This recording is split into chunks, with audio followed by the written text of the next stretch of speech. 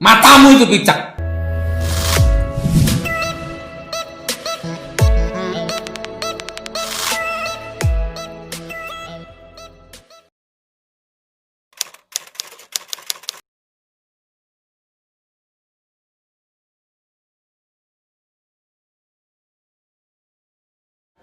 Matamu picek itu. Jancuk jaran kon niku anjen. Matamu picek itu. Jancuk jaran kon niku anjen. Dobol kamu tenan.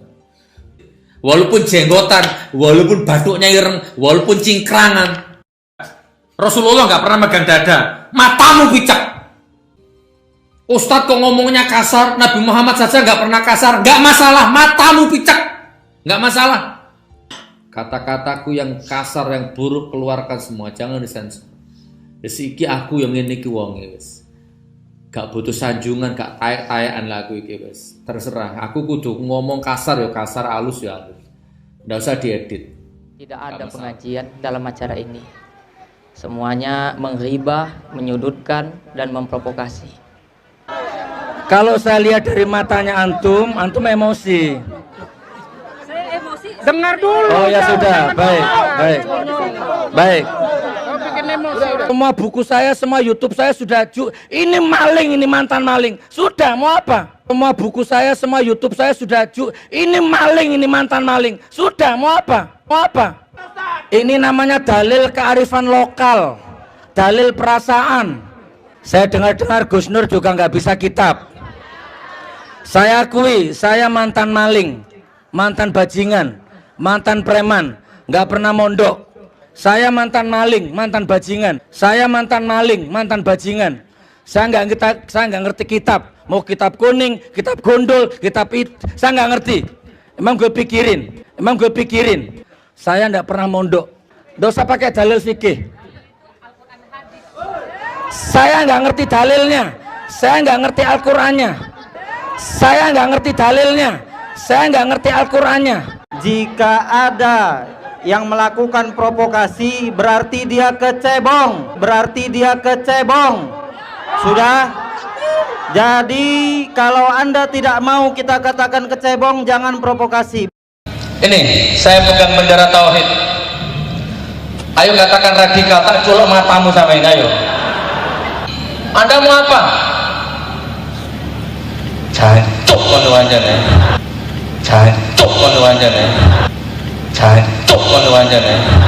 Mingkem cangkemmu, melek matamu. Nih, tak culuk matamu sini. Jangan-jangan matamu kesumpulan duit. Anak-anak gubernur ketahuan ngentot di hotel. Radikal terserah, ayo. Capek radikal terserah. Aku radikal. Yang pantas dibubarkan bukan HTI, saudaraku. HTI itu hanya menyuarakan khilafah, ya, bukan HTI yang dibubarkan. Jadi menurut saya ulama itu bukan yang bersorban, bukan yang berjenggot, bukan yang hafal Quran, bukan hafal hadis. Itu hanya piranti pelengkap. Jauh di atas itu semua, ulama adalah orang yang takut kepada Allah. Bisa lurah, bisa petani, bisa pedagang. Antum ini semua bisa jadi ulama. Yang penting di dalam hatimu ada takut kepada Allah. Di Jakarta sudah sedikit ulama, walaupun hafal Quran. Di Jakarta sudah sedikit ulama, walaupun hafal Quran. Bisa dijual Al-Qurannya itu, Pak, dengan harga yang murah. Jadi antum ulama ini. Pedagang di pasar ada takut kepada Allah, nggak bisa ngurangi timbangan. Lurah takut kepada Allah, bijaksana. Ulama semua. Jadi kalau menurut ayat ini, bagi saya Tuan Guru Bajang sudah bukan ulama. Kalau menurut ayat ini, bagi saya Kiai Ma'ruf Amin sudah bukan ulama. Jadi ada orang mondoknya nggak jelas, struktur keilmuannya nggak jelas, tapi sudah berani menafsiri Quran dengan nalarnya sendiri. Itu kan berbahaya. Setelah menafsiri ayat dengan nalarnya sendiri, dia ini terus lantas menghakimi orang lain, menghakimi atau menilai atau menjustifikasi orang yang kualitas surat Fatir itu ayat 28 menafsiri itu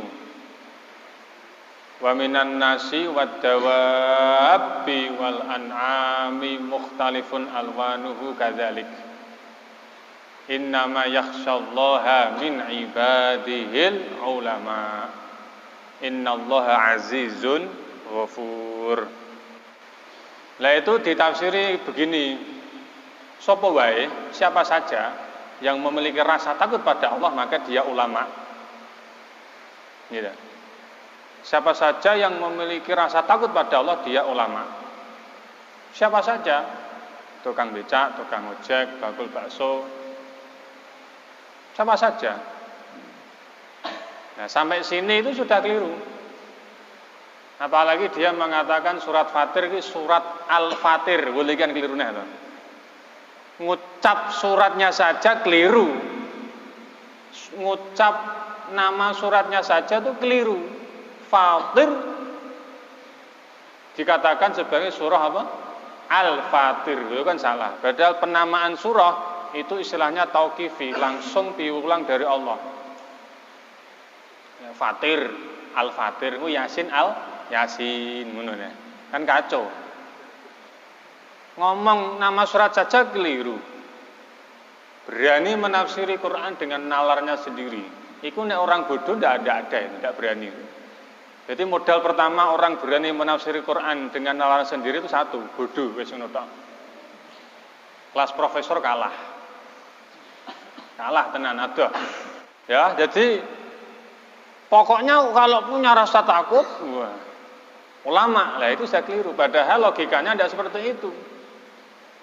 Logikanya yang dibangun di dalam tafsir yang sering kita pelajari bersama, baik itu tafsir Jalalain, tafsir Sawi, atau tafsir Fakhrur Razi, Mafatul Ghaib itu, bahwa innama yakhsyallaha min ibadil ulama.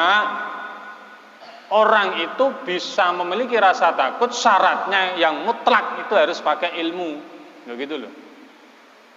Ya. Orang bisa memiliki rasa takut pada Allah itu harus berilmu. Kalau tanpa ilmu, niscaya tidak bisa memiliki rasa takut kepada Allah. Lagi diwalek, pokoknya nek sing duwe rasa wedi marang Gusti Allah ulama. Lha kan keliru. Yang benar, orang bisa memiliki rasa takut pada Allah, syaratnya harus berilmu. Gitu loh. Mengucap nama surahnya saja tidak benar. Bacaannya saja belepotan. Menafsiri dengan nalarnya sendiri. Tiba-tiba berani mengatakan gara-gara cuma beda pilihan pilpres, presiden, beda pandangan politik, berani mengatakan sekelas Kiai Haji Ma'ruf Amin, Tuan Guru Bajang bukan ulama karena dia berseberangan dengan dia. Mereka bukan ulama lagi karena mendukung petahana. Itu kan konyol. Padahal Kiai Haji Ma'ruf Amin sudah kiai, sudah profesor, punya pondok, santrinya banyak, keturunannya Syekh Nawawi Banten. Dan yang satu lagi Tuan Guru Bajang itu ya juga punya pondok, santrinya ribuan. Setahu saya yaitu lulusan Kairo. Wah, ini wong loro hebat-hebat. Tiba-tiba hanya gara-gara beda pilihan presiden oleh orang nggak jelas ini, oh itu bukan ulama lagi. Lah hebat toh ya wong kuwi mau. Ternyata konon katanya mantan sales pembalut, ngono lho. Mantan sales pembalut menilai seorang kiai, seorang profesor sudah bukan ulama lagi. Ini kan konyol. Maka dari itu di dalam kitab yang kita pelajari, kitabnya Hadratus Syekh Kiai Haji Hasyim Asy'ari Adabul Alim wal Muta'alim, itu kan jelas di pasal adab murid terhadap syekhnya, terhadap gurunya kan diantaranya proses mencari kiai, proses mencari guru itu enggak sembarangan. Karena sebagian ulama salaf mengatakan hadzal ilmu din. Ilmu ini agama. Fangzuru, maka lihatlah dari siapa engkau mengambil agama itu, dari siapa engkau mengambil ilmu tersebut. Maka untuk urusan ilmu agama itu harus hati-hati. Cari guru, cari kiai, cari ustadz, cari syekh, atau bahkan cari gus, ya, yang keilmuannya jelas. Keilmuannya jelas. Dia dulu apakah pernah mondok di mana, apakah lulusan Timur Tengah, misalkan Kairo atau mana, dia harus jelas. Dia harus sempurna dalam ilmu syariat, misalkan Safinatun Najah khatam, Fathul Qorib khatam, Fathul Mu'in khatam, Fathul Wahab khatam, Mughnil Muhtaj pengalaman, ya. Terus kitab Tuhfah, Syarah Muhadzab sudah biasa mempelajari itu dari tafsir Jalalain, Sawi, ya, Ibnu Jarir At-Tabari, tafsir Ibnu Katsir, bahkan tafsir Tontowi atau tafsirnya Qurtubi dan semacam-macamnya. Terus ilmu nahwunya mulai dari Jurumiyah sampai Alfiyah sampai Balaghahnya sampai manteknya. Itu ya harus pernah khatam semua. Gitu loh, ya. Terus dia tuh pernah suhbatul ulama, suhbatul masyayikh, pernah kumpul ngaji bareng bersama para kiai-kiai, para guru-guru terdahulu. Bukan belajar dari Google, ya, atau dari toko buku, beli buku terus dibaca 1 jam 2 jam, tiba-tiba jadi ustadz. Alumni penjara ke toko buku dibaca, mendadak menjadi ustadz. Katanya belajar ilmu autodidak. Wah, ngono. Kan medeni iki ilmu agama ora ilmu otomotif. Ya, orang kalau berilmu nanti melahirkan rasa takut kepada Allah Subhanahu wa taala.